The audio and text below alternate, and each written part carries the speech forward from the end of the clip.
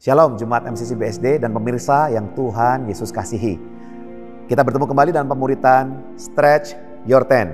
Pada bagian pancangkan kokoh patokmu, kita akan membahas pelajaran yang keempat. Sebelumnya, mari kita berdoa. Terima kasih Bapa yang baik, kami mengucap syukur untuk kesempatan yang Tuhan berikan agar kami belajar kebenaran firman Tuhan. Jadikanlah kami murid-murid Kristus yang kuat di dalam pemahaman firman Tuhan dan semakin diubahkan serupa dengan Kristus. Kami serahkan Tuhan pemuritan hari ini dalam tangan-Mu. Haleluya. Amin. Jadi pelajaran yang keempat ini kita akan membahas sebuah topik, yaitu menjadi Kristen yang radikal. Tentunya kata radikal akhir-akhir ini sering kita dengar seolah-olah dikonotasikan dengan sesuatu yang tidak baik atau negatif, ya.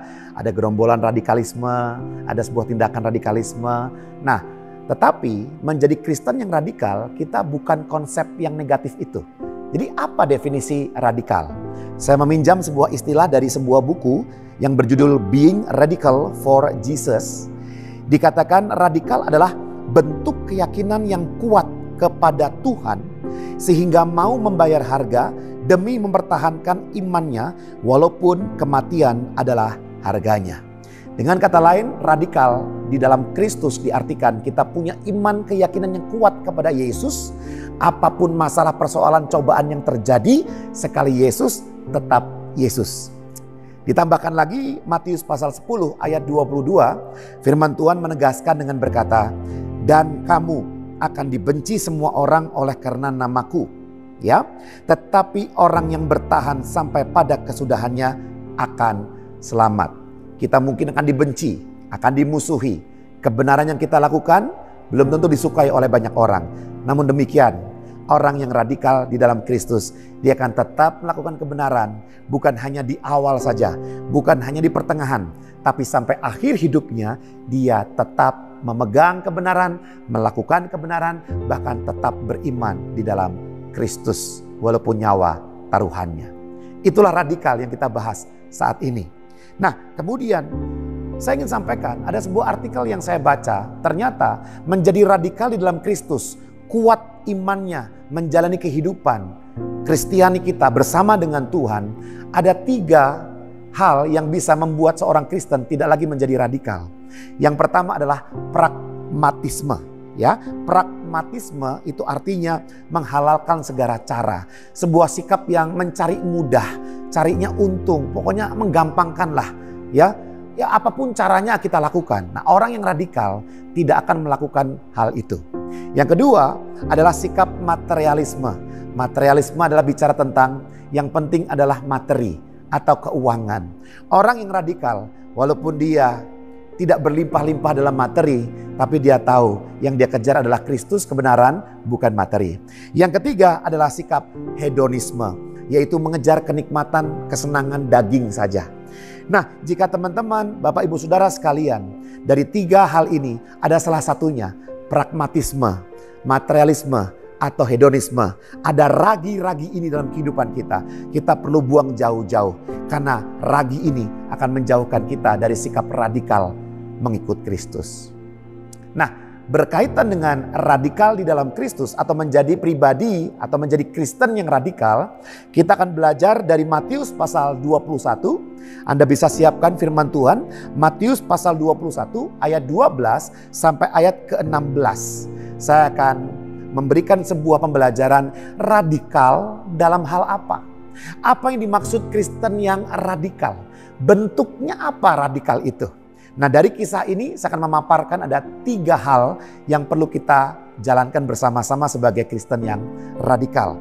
Mari kita baca yang pertama ayat 12 sampai ayat 13. Matius pasal 21 ayat 12 dan ayat 13. Lalu Yesus masuk ke bait Allah dan mengusir semua orang yang berjual beli di halaman bait Allah. Ia membalikan meja-meja penukar uang dan bangku-bangku pedagang merpati. Dan berkata kepada mereka, ada tertulis, rumahku akan disebut rumah doa, tetapi kamu menjadikannya sarang penyamun. Ya, poin yang pertama, jangan sampai nih bait Allah menjadi sarang penyamun, sarang perampok, sarang penjara. Ya, jangan sampai persekutuan rumah doa menjadi perdagangan rumah dagang.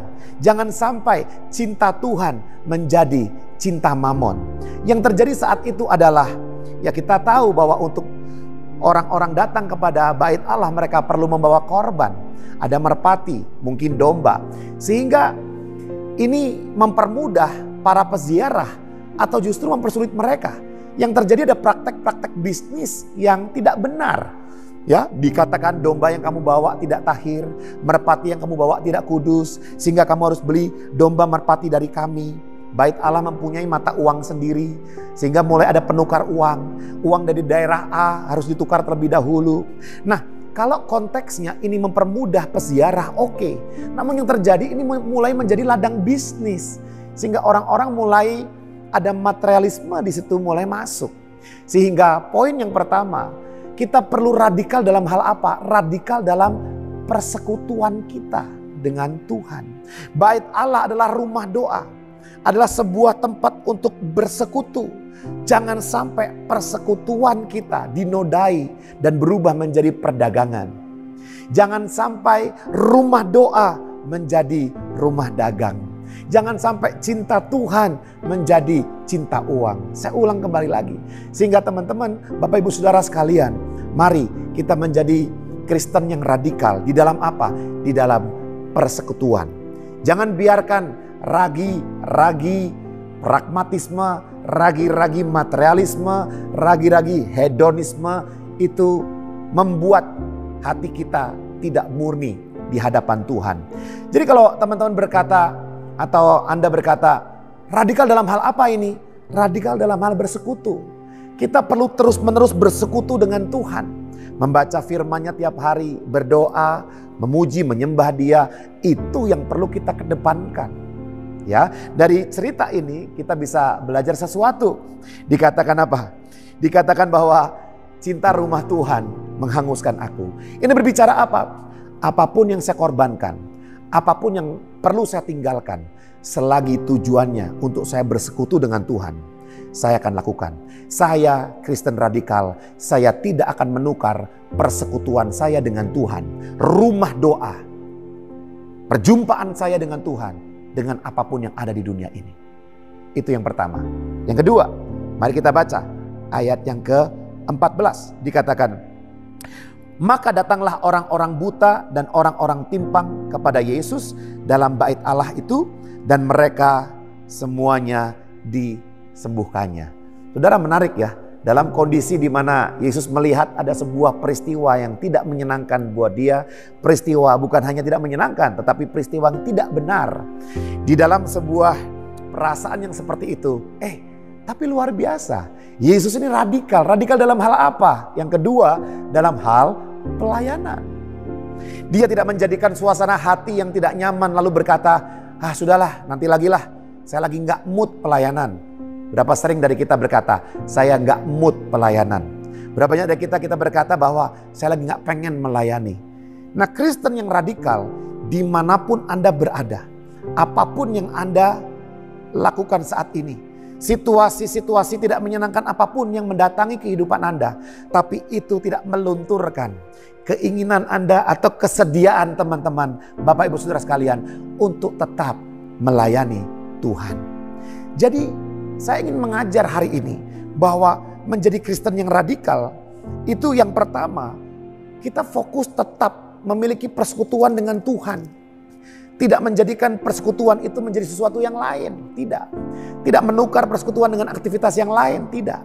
Tidak membuat persekutuan nomor 2 sehingga yang lain lebih penting, tidak. Yang kedua, orang yang radikal, Kristen yang radikal, dia akan tetap dan terus melayani Tuhan apapun yang terjadi. Apapun yang terjadi. Yesus memberikan teladan dalam melayani.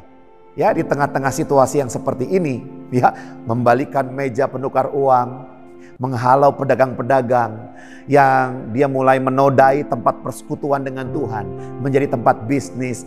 Di tengah situasi itu, Tuhan tetap peduli. Tuhan tetap ada belas kasihan. Tuhan tetap care. Mari yang sakit siapa? Didoakan, disembuhkan. Dilayani, disembuhkan. Setan diusir. Kelemahan dibuang. Sakit penyakit dihilangkan. Luar biasa Tuhan kita. Bagaimana dengan kita? Apakah kita juga tetap sama? Dalam keadaan apapun, kita tetap mengedepankan persekutuan. Dalam keadaan apapun, kita tetap mengedepankan melayani sesama, melayani Tuhan. Ini tentunya pertanyaan yang besar buat kita menjadi Kristen yang radikal.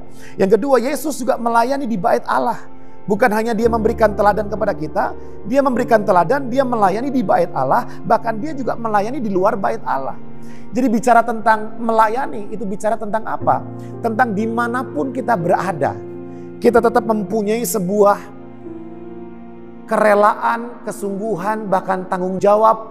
Seperti dikatakan oleh firman Tuhan, baik atau tidak keadaanmu, dimanapun kau berada, engkau harus bisa mempertanggungjawabkan imanmu kepada mereka yang bertanya tentang pengharapan yang kau miliki. Bukankah Alkitab berkata demikian? Ya, ini berbicara tentang di dalam rumah, di luar rumah, di dalam gereja, di luar gereja. Yesus memberikan teladan buat kita. Di dalam bait Allah dia melayani, di luar bait Allah dia juga tetap melayani. So kalau Bapak Ibu Saudara sekalian mau dikatakan Kristen yang radikal, maka radikallah di dalam melayani Tuhan. Ya, tidak boleh kita berkata bahwa dulu aku tentara Allah, sekarang aku purnawirawan tentara Allah, saya pensiunan tentara Allah. Tidak. Kalau kita mau jadi tentara Allah, kita menjadi tentara Allah dulu, sekarang, selama-lamanya kita terus melayani Tuhan. Amin. Dan yang ketiga, yang terakhir, ayat 15-16 dikatakan, tetapi ketika imam-imam kepala dan ahli-ahli Taurat melihat mujizat yang dibuatnya, dan anak-anak yang berseru dalam bait Allah, Hosana bagi anak Daud, hati mereka sangat jengkel. Lalu mereka berkata kepadanya, engkau dengar apa yang dikatakan anak-anak ini? Lalu kata Yesus kepada mereka, aku dengar. Belum pernahkah kamu baca, dari mulut bayi-bayi dan anak-anak yang menyusu, engkau telah menyediakan puji-pujian? Nah, saudara, Hosana sering dianggap sebagai suatu pernyataan pujian seperti haleluya begitu ya. Tapi ternyata sebenarnya Hosana adalah suatu permohonan untuk diselamatkan. Saya akan jelaskan. Ya, ayat 15 dikatakan Hosana. Akar kata Ibrani dari Hosana adalah Yasha dan Na. Yasha, Na. Yasha artinya membebaskan atau menyelamatkan. Na artinya memohon atau meminta. Jadi secara harafiah Hosana berarti kami mohon, selamatkanlah kami. Ya, teman-teman bisa baca Mazmur 118 ayat 25. Di situ kata Yashana digunakan, ya. Ya Tuhan, berilah kiranya keselamatan. Matius 21 ayat 9 juga kalau saudara baca, Yesus naik keledai masuk ke Yerusalem, lalu orang banyak sambil menebarkan daun palem, mereka berteriak, Hosana, Hosana, Hosana, mengakui bahwa Yesus sebagai Mesias. Nah, dari konteks ini, maka bicara tentang Kristen yang radikal, yang pertama, dia akan radikal dalam persekutuan dengan Tuhan. Dia akan radikal dalam melayani Tuhan. Dan yang ketiga, dia akan radikal dalam apa? Penginjilan. Bukankah dunia membutuhkan pengharapan? Bukankah dunia berteriak, tolong selamatkan kami? Ini bicara tentang apa? Kemanapun kita pergi, ada kabar sukacita, kabar baik, Injil keselamatan yang kita beritakan kepada semua orang. Makanya kita perlu memahami bahwa Matius 21 ayat 15, ahli Taurat dan imam kepala jengkel sama Yesus. Kenapa? Karena mereka tahu Hosana itu berarti apa? Tolong selamatkan kami. Mesias, pulihkan kami, selamatkan kami. Mereka jengkel, menganggap Yesus sebagai sumber keselamatan. Nah, kita yang sudah tahu bahwa Yesus adalah Mesias, Yesus adalah pribadi yang menebus dosa kita, menyelamatkan kita, maka kita perlu memahami juga bahwa dalam kehidupan kita, hendaklah kita menjadi garam, kita menjadi terang, kita menjadi surat terbuka, kita menjadi pembawa-pembawa Injil, duta-duta Kristus. Yang kita punya peran adalah membawa mereka-mereka yang belum diselamatkan bertemu dengan Sang Pemberi keselamatan. Jadi saudara, makanya kalau kita berbicara tentang Pak Anta, ciri-ciri orang radikal itu apa dalam Kristus? Sederhana, yang pertama, dia membangun persekutuannya terus-menerus dengan Tuhan. Yang kedua, dia akan terus terlibat di dalam pelayanan. dia nggak akan nganggur. Dia akan terus berkontribusi dengan potensi, talenta, karunia, kesempatan, waktu, bahkan mungkin uang yang Tuhan berikan kepada dia. Dia akan terus melayani, tidak berhenti. Nggak ada kata burn out bagi orang-orang yang radikal. Ya, dan yang ketiga, dia akan fokus kepada penginjilan. Dia akan fokus kepada memberitakan Kristus, Sang Mesias, kepada semua orang. Pekerjaan yang dia miliki akan dia gunakan untuk menginjil. Peran yang dia miliki baik di rumah maupun di kantor akan dia gunakan untuk menginjil. Kemanapun dia pergi, kabar keselamatan akan terus diberitakan kepada banyak orang.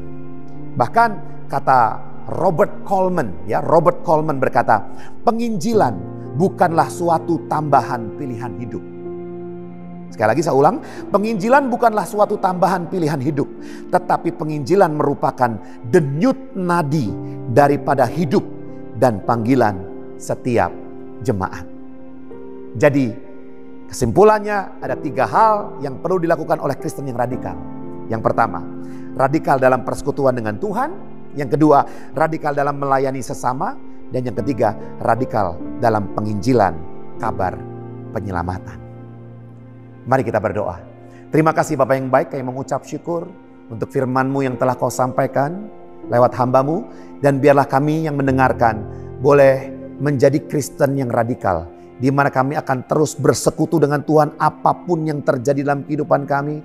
Kami akan terus terlibat dalam pelayanan kepada sesama apapun yang terjadi. Dan kami akan terus membawa kabar keselamatan kepada banyak orang dimanapun Tuhan tempatkan kami. Terima kasih Tuhan Yesus. Kami berdoa supaya firman Tuhan menjadi kekuatan dalam kehidupan kami. Haleluya. Amin. Bapak Ibu Saudara sekalian, jika Anda meyakini bahwa tayangan ini bermanfaat bagi Anda dan bisa berguna bagi banyak orang di luar sana, silakan Anda bisa share dan Anda juga bisa like dan subscribe channel MCC BSD jika Anda ingin terus mendapatkan materi-materi pemuritan dan juga inspirasi-inspirasi rohani lainnya.